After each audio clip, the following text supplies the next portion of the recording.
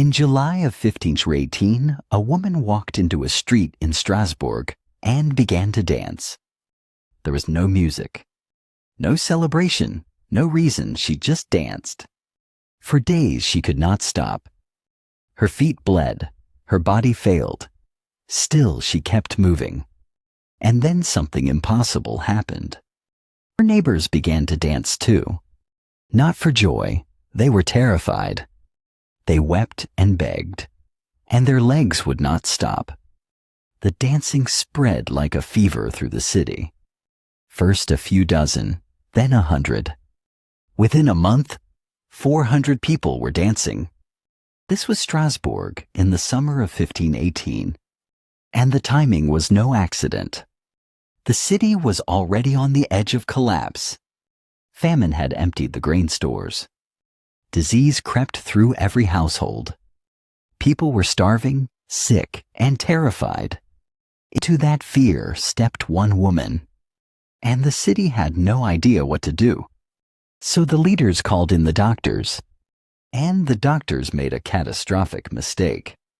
They decided the dancers needed to dance more. They believed the madness had to burn itself out. So they cleared the guild halls and the markets. They built a wooden stage in the center of town. They even hired musicians to keep the rhythm going. And they paid healthy dancers to join in. It was meant to cure them. It was the worst thing they could have done. Music only pulled more people in, and more bodies began to drop. Some died of strokes, some of heart attacks, some of pure exhaustion. So what was actually happening to these people? The first suspect was the bread. A fungus called ergot grows on damp rye, produces chemicals related to LSD. It can trigger convulsions and violent hallucinations. For centuries, the bread was the favorite explanation. But there is a problem with it. Ergot chokes the blood flow to your arms and legs. It makes the limbs burn and seize up. Could not dance for days on legs like that. So the bread does not explain it. A historian named John Waller offered a darker answer. He called it a sickness of the mind. Mass hysteria, a fear that spreads from person to person. Under enough stress, the mind can seize the body. And these people were already shattered by hunger and disease. There was one more ingredient, a belief.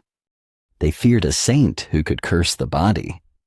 A saint who, they believed, made people dance against their will. So when one woman danced, the fear became real. The belief carried the sickness from one mind to the next.